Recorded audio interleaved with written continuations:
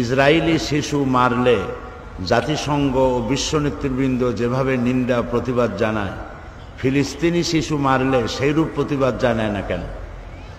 অথচ আমরা বইতে পড়েছি জাতিসংঘ নিরপেক্ষ। এই প্রশ্ন যে করেছে তাকে কে বলবে শিশু? সে তো প্রশ্ন করেছে জ্ঞানী ব্যক্তিদের মতো। এই প্রশ্নটি যে করেছে, মর্নিং শোজ দ্য ডে, সকালবেলাই প্রমাণ করে যে দিনটা কেমন যাবে। কাজে এই ছেলেটির জন্য আমরা দোয়া করি, এই সুন্দর প্রশ্ন করার জন্য।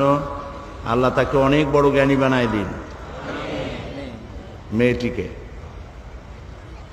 তো প্রশ্ন করছে, ইসরায়েলি শিশু মারলে জাতিসংঘ বিশ্ব নেতৃবৃন্দ যেভাবে নিন্দা জানায়, ইসরায়েলি শিশু মারলে নিন্দা জানায় না কেন? এর কারণ হলো, ইসরায়েলি শিশুরা হচ্ছে ইহুদি আর প্যালেস্টাইনি শিশুরা হচ্ছে মুসলমান। তোমরা এটা বোধহয় জানো যে আমেরিকা একটা লিস্ট করেছে পৃথিবীতে সন্ত্রাসী রাষ্ট্র কোনগুলি, এর উপর একটা লিস্ট তৈরি করেছে। সেই লিস্টের মধ্যে ইরাকের নাম আছে, পাকিস্তানের নাম আছে, ইরানের নাম আছে, ইরিত্রিয়া আছে, সোমালিয়া আছে, সুদান আছে। কিন্তু যে রাষ্ট্রটি তৈরি হয়েছে সন্ত্রাসের মধ্য দিয়ে, সেই ইহুদি রাষ্ট্রের নাম, ইসরায়েলি রাষ্ট্রের নাম আমেরিকার সন্ত্রাসী লিস্টে নাই।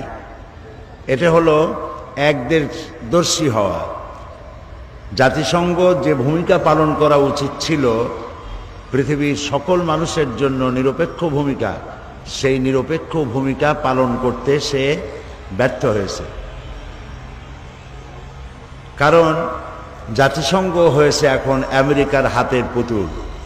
হাতের পুতুল নিজে নাচে না কেউ নাচায়? বলো তো তোমরা, শিশুরা জবাব দাও। পুতুল কি নিজে নাচতে পারে না কেউ নাচায়? কেউ নাচায়। তো এটা একটি পুতুল জাতিসংঘ, আজ একে নাচাচ্ছে কেউ। কাজেই তোমরা বুঝতেই পারছো যে আমেরিকার হাতের পুতুল হলো জাতিসংঘ। এই জাতিসংঘ আজকে তার নিরপেক্ষতা হারিয়ে ফেলেছে।